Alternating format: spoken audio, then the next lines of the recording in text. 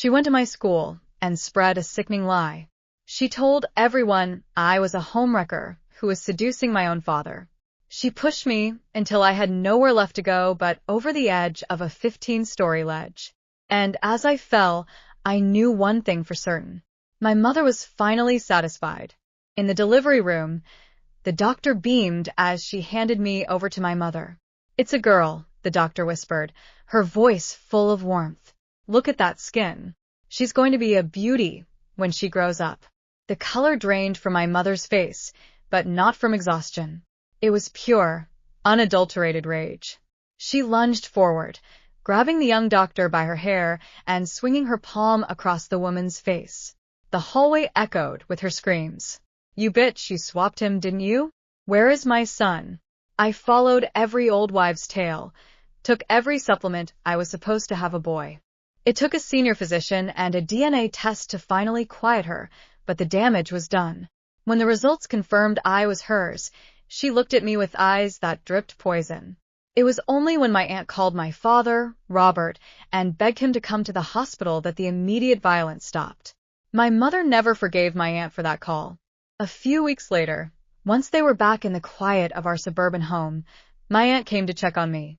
My cries were weak, barely audible from the nursery.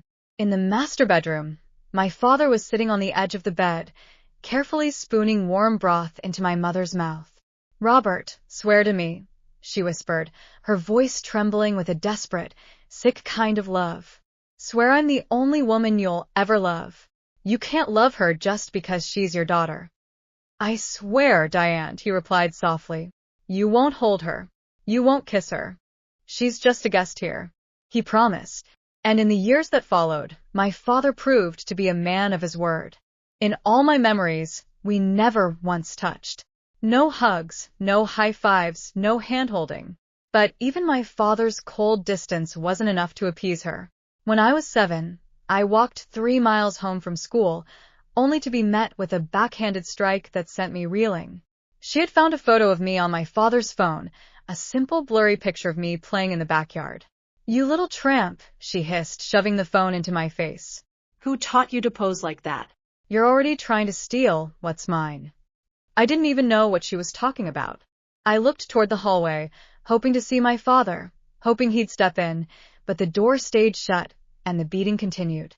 After that day, my father never took another photo of me. My mother's triumphant territorial smile is burned into my mind.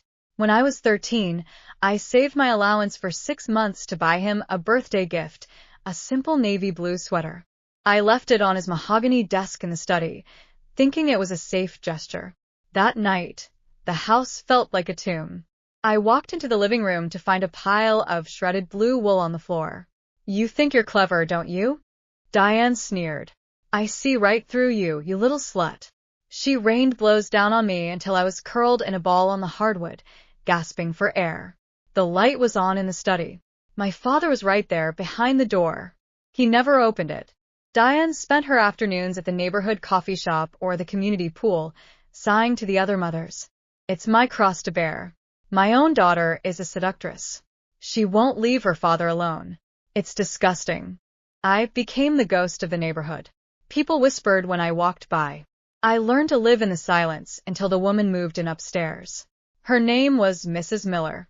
She was soft-spoken, kind, and always smelled like vanilla and rain.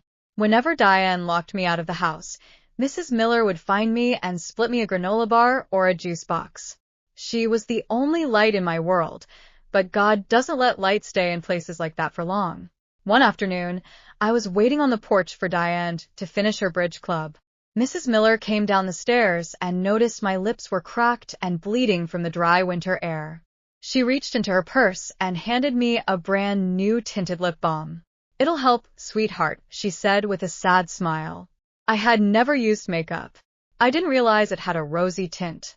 I applied it, feeling a tiny spark of joy, just as my mother's car pulled into the driveway. The second she saw the color on my lips, her hand flew. The blow sent me sprawling into the dirt. My vision blurred into a sea of static. My front tooth was loose, and the metallic tang of blood filled my mouth. She screamed insults so while the neighbors came out onto their porches to watch, but no one stepped forward. To them, I was exactly what my mother said I was, a girl trying to steal her father's heart. Mrs. Miller heard the commotion and rushed down. I tried to crawl away. I didn't want her to see me like this. I didn't want her to hear the filth Diane was spewing. But my mother grabbed me by the hair and dragged me toward her. Was it you? Diane shrieked at Mrs. Miller. Did you give this to her? Are you helping her entice my husband? You're both trash. I hung my head, burning with a shame that wasn't mine to carry. But Mrs. Miller didn't flinch. She stepped between us, her eyes brimming with a mixture of pity and steel. I gave it to her, Diane. She's a child. How can you say those things about your own daughter? Mrs. Miller's thin frame was a shield, but Diane wasn't a woman who cared about reason. My mother's eyes went cold. I felt a chill run down my spine. Diane raised her hand again. Mrs. Miller didn't move. She probably thought a neighbor wouldn't actually strike her. But I knew better. I'd seen Diane's rage break women before. The thought of Mrs. Miller's kind face being bruised because of me was more than I could bear. Before the blow landed, I lunged forward. It was the first time I ever fought back. I threw my arms around my mother's waist, trying to pin her arms. It only made the beating more frantic.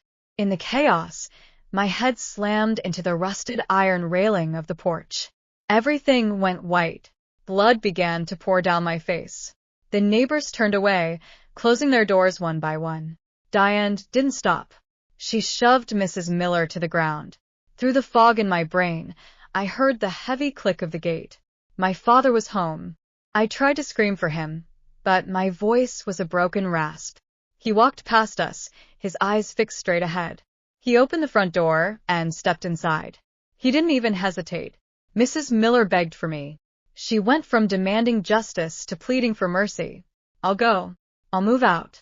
I'll never speak to her again. Just please stop hitting her. I looked up and saw tears streaming down Mrs. Miller's face.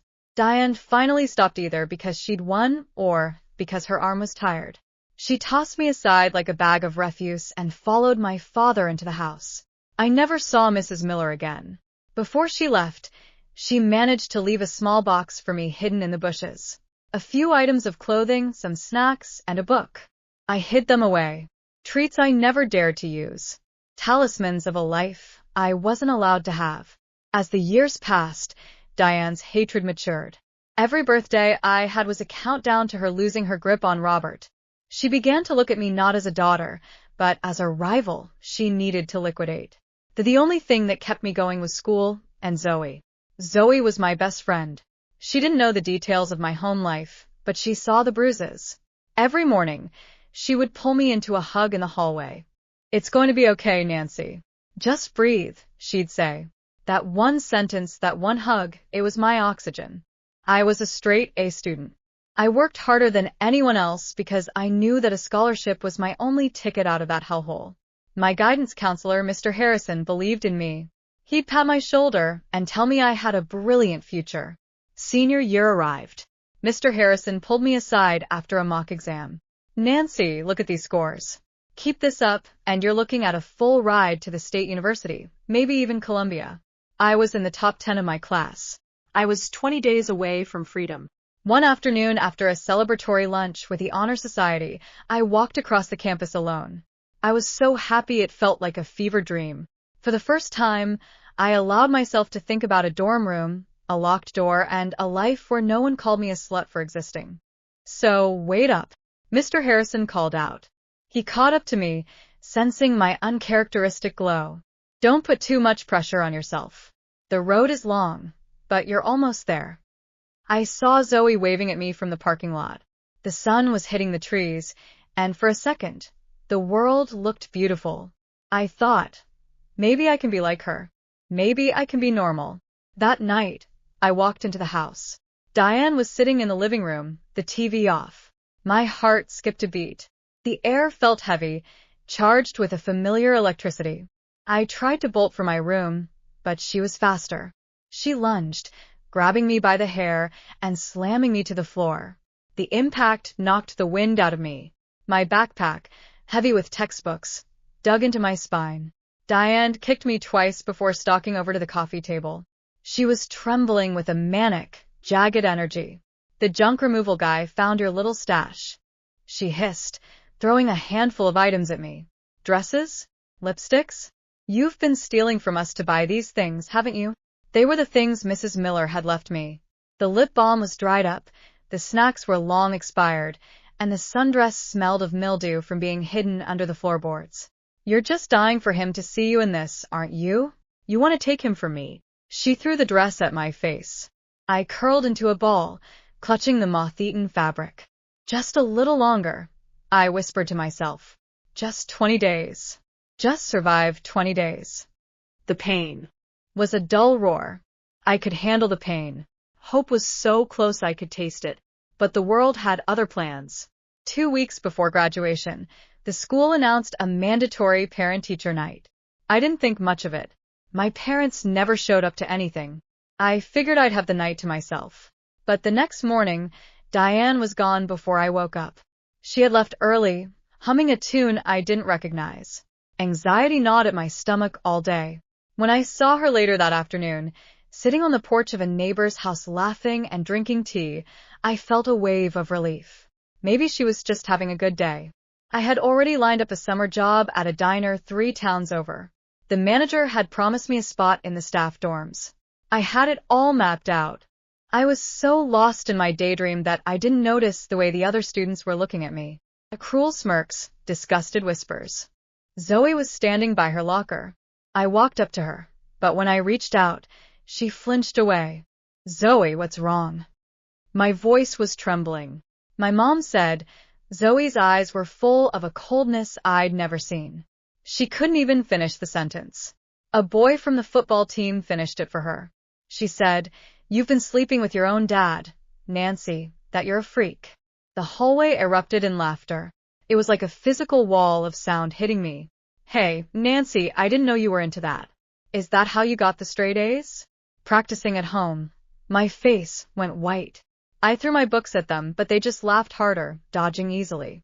Whoa, the slut's got a temper. I felt the blood rushing to my head. I wanted to kill them. I wanted to die. Mr. Harrison appeared and ushered me into his office. He didn't pat my shoulder this time. He looked at me with a profound, soul-crushing disappointment. Nancy, your mother came by this morning. She was distraught. She told me everything. I know you're young, and sometimes boundaries get blurred in difficult homes, but the room started to spin. I finally understood why Diane had been humming. She hadn't just beaten me. She had reached out and poisoned the only world I had left. I didn't say a word. I tucked my chin into my collar and walked out of the school. The next few days were a living nightmare. Zoe stopped talking to me. The girls in the cafeteria moved their trays if I sat within 10 feet of them. The boys were worse. They would block my way in the halls, whispering graphic things, telling me that since I was doing it with my old man, I might as well give them a turn. When I went to the office to collect my graded senior thesis, the culmination of 4 years of work, I found it in the trash can in the girls' bathroom. It was soaked in soda and covered in slurs. I looked around the school, and I realized I didn't have a single person left. Not one. When I got home that night, Diane was sitting at the kitchen table, a glass of wine in her hand. She gave me a slow, satisfied smile as I walked in. Oh, there she is, she crooned. The little husband thief. I tried to walk past her. She stuck her foot out and sent me crashing into the cabinets. You know, Diane said thoughtfully, swirling her wine, I was worried this would ruin your scholarship chances. But then I realized nobody wants a disgusting little whore representing their school. My hands trembled so violently I couldn't stand. For the first time in my life, I looked toward my father and didn't hope for help. He was standing at the sink, silently washing a coffee mug, listening, ignoring, just like always. Something inside me finally died. That night, I climbed out my bedroom window with my backpack and the last $83 from my diner paychecks. I walked for hours. I slept behind a gas station. The next morning, I still went to school. I don't know why. Maybe because some stubborn part of me still believed if I could just survive graduation, I could survive anything.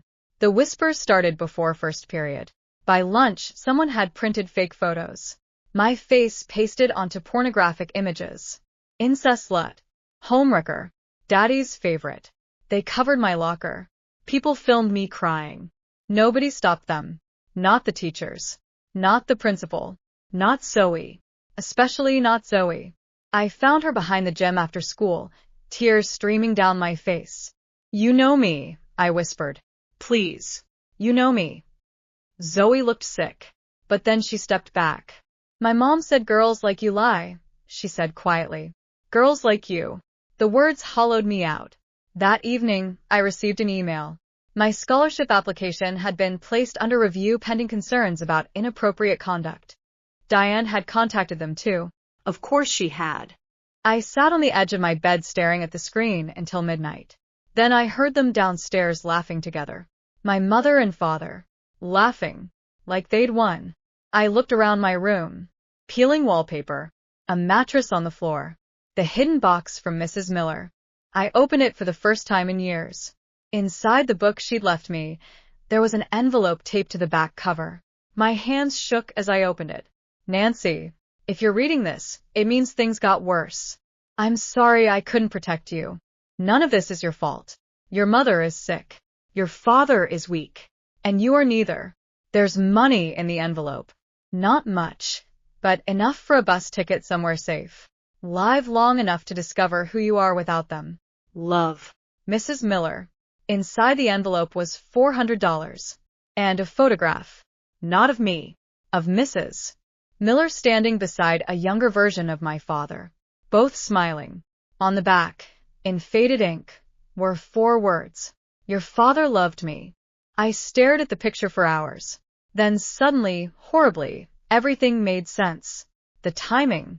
The hatred. The obsession. Mrs. Miller hadn't just been kind. She had been my father's first love. Maybe Diane knew. Maybe she saw some resemblance between us. Maybe every time she looked at me, she saw another woman stealing attention from her. Not because of anything I'd done, but because she was insane. And he let her be. The next morning was graduation rehearsal. I never made it inside. Someone shoved me in the stairwell. A boy laughed and grabbed my chest while another filmed it. Come on, Nancy, he sneered. You like older men, right? I ran. Up the stairs. Past the warning signs. Past the locked rooftop door someone had stupidly propped open. The wind hit me first. Cold. Violent. 15 stories above the parking lot. My phone buzzed. A text from Diane. If you had any decency at all, you'd kill yourself before ruining your father's life further. I stared at the words. Then another text arrived. From an unknown number. Mrs. Miller had died 3 months earlier. Her niece was cleaning out her apartment and found letters addressed to me. She wanted to know where to send them. I broke. Not all at once. Quietly. Like ice cracking under too much weight. I stepped onto the ledge. Below me, students were gathering. Cars crawling through the lot. Tiny lives continuing normally. I wondered what that felt like. To be normal. To be loved without conditions. To be touched without suspicion. I thought about Zoe hugging me in the hallway. Mr. Harrison telling me I had a future. Mrs. Miller calling me sweetheart. Then I thought about my father walking past me while I bled. About Diane smiling while my world burned. And suddenly I was so tired. So unbearably tired. The rooftop door slammed open behind me. Nancy. It was Zoe. Her face was white with panic. I know the truth, she screamed. I know she lied. Behind her were 2 teachers. And Mr. Harrison. His face looked shattered. I'm sorry, he choked out. God, Nancy, I'm so sorry. Apparently, Mrs. Miller's niece had mailed the letters to the school after finding my student ID in the box. One of the letters described years of abuse in horrifying detail. Another was addressed directly to my father. A final one explained Diane's delusions and violent jealousy. The school had finally realized. Too late. Zoe took another step forward, sobbing openly now. Please come down. I wanted to. For one terrible second, I really wanted to, but then my phone buzzed again. A final message from Diane. Do it already. and something inside me simply let go. The crowd below screamed. Someone fainted. Zoe's shriek echoed across the rooftop. But Diane? When the police arrived at the house, they found her calmly watering her roses. Witnesses later testified that when officers informed her of my death, she smiled faintly and said, "So, she finally stopped embarrassing us." That sentence destroyed any defense she might have had. Mrs. Miller's letters came out. The abuse records, the hospital reports, neighbor testimonies. The story exploded nationwide. My father lost his job within a week. People spat at him in grocery stores. Parents pulled their children away from him in public. During Diane's trial, prosecutors played security footage from the school rooftop. Not of me falling, of me hesitating, of me almost stepping back toward Zoe, and then checking my phone. The courtroom learned what the last text said. Even Diane's own attorney looked sick. She was sentenced to life in prison. My father never visited her. Cowardice was the only thing he'd ever truly mastered. 3 years later, Zoe visited my grave on graduation day. She brought sunflowers because she remembered once hearing me say they looked hopeful. Mr. Harrison came too. So did Mrs. Miller's niece. They stood quietly beneath the summer sky while students in blue gowns laughed nearby. On my headstone, beneath my name, were the words Mrs. Miller once wrote to me. "None of this was your fault." 5 years after my death, my story was still being discussed in classrooms, courtrooms, and online forums. People called it tragic, preventable, a systemic failure. But none of those words mattered to the girl standing in front of my grave with a trembling bouquet of supermarket flowers. She couldn't have been older than 16. Thin. Nervous. Bruises hidden poorly beneath long sleeves despite the summer heat. Zoe noticed her first. "You knew Nancy?" she asked gently. The girl nodded without looking up. "My mom used to talk about her case," she whispered.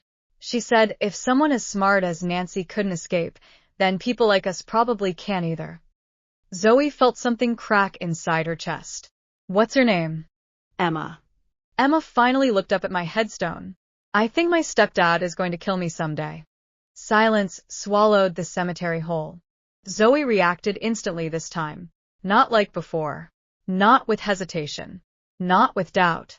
She took Emma straight to a crisis center that afternoon. And for the first time since the rooftop, Zoe understood something unbearable. Saving someone rarely looks dramatic in real life. Sometimes it's just believing them quickly enough. My case changed laws in 3 states. Mandatory abuse response training for teachers. Anonymous reporting systems in schools. Emergency scholarship housing for teenagers escaping violent homes. They named one of the programs after me. The Nancy Hale Initiative. Ironically, my mother hated attention. Now my name was attached to everything she feared most. Exposure. Truth. Survival. As for Robert, he disappeared after the trial. For years, tabloids occasionally spotted him working odd jobs in different towns. Always alone. Always looking over his shoulder. Nobody recognized Diane anymore as the beautiful suburban wife she once was. People remembered her as the woman who texted her daughter to jump. That became her identity forever. But prison has a way of stripping monsters down to their bare bones. Time passed. Wrinkles deepened. Hair grayed. And eventually, even rage runs out of fuel. One winter morning, nearly 12 years after my death, Diane received a visitor. She assumed it was a lawyer. Instead, Zoe walked into the visitation room. Diane froze. Older now. Sharper somehow. But the eyes were exactly the same. Possessive. Paranoid. Empty. "You," Diane said flatly. Zoe sat across from her. For a long moment, neither spoke. Then Zoe placed a photograph on the metal table. It was a picture of a little girl missing her front teeth, grinning awkwardly at the camera while holding a sunflower nearly bigger than her head. One of the only surviving childhood pictures of me. Mrs. Miller had taken it secretly from her apartment window years ago. Diane stared at it like it physically hurt her. "You know what I came here to ask?" Zoe said quietly. Diane's lip curled. "To judge me?" No. Zoe leaned forward. "I came to ask why." Diane's fingers twitched. She wanted my husband. The answer came instantly. No hesitation. No remorse. Just the same insanity. She was a child, Zoe whispered. You didn't see the way he looked at her. He looked at her like a father. He loved her more than me. The guard shifted nearby as Diane's voice rose. Zoe stared at her for a very long time. Then she finally understood the ugliest truth of all. Diane truly believed it. Right until the end. There was no hidden guilt. No secret clarity buried underneath the cruelty. She had destroyed her daughter over a delusion and gone to prison convinced she was the victim. Zoe stood slowly. You know what the worst part is? She said. For the first time, uncertainty flickered across Diane's face. Zoe's eyes filled with tears. Nancy spent her entire life believing she was dirty because of you. Diane opened her mouth. But Zoe was already walking away. You didn't just kill her, Zoe said without turning around. You taught her to help you do it. The prison doors slammed shut behind her. And for the first time in years, Diane looked afraid. That fear stayed with Diane. Because after Zoe's visit, the nightmares started. Not dramatic nightmares. Not ghosts clawing at the walls. Just memories. Nancy at 7 years old, holding a handmade birthday card outside the study door. Nancy at 13, curled around that shredded blue sweater. Nancy bleeding on the porch while Robert walked past. Tiny moments Diane had spent years rewriting in her head suddenly returned exactly as they were. And once the delusion cracked, guilt flooded through the fracture. For the first time in her life, Diane stopped blaming everyone else. 3 weeks later, she requested paper and wrote a confession. Not excuses. Not insanity, please. A confession. She admitted she had spent Nancy's entire life competing with her own daughter for affection that had never actually been threatened. She admitted Robert had never behaved inappropriately with Nancy once. She admitted she had knowingly spread lies to destroy her reputation at school. And at the very end, in handwriting so shaky it barely looked human, she wrote, I told my daughter to die, and she listened. The confession leaked within days. Robert saw it online in the break room of a hardware store where nobody knew his name yet. Coworkers around him started talking in disgust as the article spread across their phones. One of them looked up, then another. Recognition slowly dawned. Robert left through the back exit before his shift ended. That night, he drove for hours. Near sunrise, he stopped outside a quiet cemetery. Nancy Hale. He stood in front of the headstone for almost an hour before finally sinking to his knees. Not crying. Not at first. Just staring. Like a man seeing the consequences of his cowardice clearly for the first time. I should have opened the door, he whispered. The words broke him completely. Years too late. He cried until he vomited, until his chest gave out, and he collapsed beside the grave. The groundskeeper found him unconscious that morning. Robert survived the heart attack. Barely. Afterward, he changed in the strange, quiet way broken people sometimes do. He sold everything he owned. The remaining money went to abuse shelters and scholarship funds under Nancy's name. Then he disappeared again. No interviews. No memoir. No attempt to defend himself. Just gone. As for Zoe, she became a school counselor. The kind who noticed trembling hands. The kind who believed students immediately. Every year on graduation day, she visited Nancy's grave with sunflowers. And every year, she repeated the same sentence aloud. You were never what she called you. One spring afternoon, nearly 20 years after Nancy's death, a young woman placed flowers beside Zoe's. Emma. The bruised girl from years ago.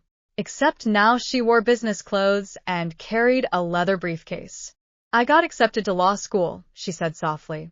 Zoe smiled instantly. Nancy's story had ended on a rooftop. But it hadn't ended there for everyone else. Because sometimes the only thing more powerful than cruelty is the person who survives long enough to stop it from spreading further. Many years later, the old suburban house was finally demolished. The porch where Nancy bled. The study door Robert never opened. The kitchen table where Diane smiled while destroying her daughter's life. Gone. The city turned the land into a small public garden. Most people passing through never knew what had once stood there. But near the center of the garden, beneath a row of sunflowers, there was a simple bronze plaque. It read, "In memory of Nancy Hale. May every child know they are loved, protected, and believed." On the day the garden opened, Zoe stood quietly in the crowd. Older now, gray threaded through her hair. Beside her was Emma, now a lawyer specializing in child abuse cases. And around them were dozens of people whose lives had been changed by the Nancy Hale initiative. Runaways, scholarship students, children who had escaped homes that might have killed them. A little girl ran laughing through the sunflower path, nearly tripping over her untied shoe. Her father immediately scooped her up. "You okay, sweetheart?" The child nodded and wrapped her arms around his neck without fear. Zoe suddenly started crying, not from grief this time, from relief, because Nancy had spent her whole life believing love was supposed to hurt. But standing there, watching children grow up safely in a world slightly kinder because Nancy existed, Zoe finally understood something. Diane had failed. Completely. Nancy was remembered with love. Diane was remembered with horror. And in the end, that mattered. As the ceremony ended, Zoe placed one final sunflower beneath the plaque. Then she smiled softly toward the summer sky. "You were never the shame," she whispered. "The shame was them." And somewhere beyond all the pain, beyond the fear and loneliness and ruined years, it finally felt true.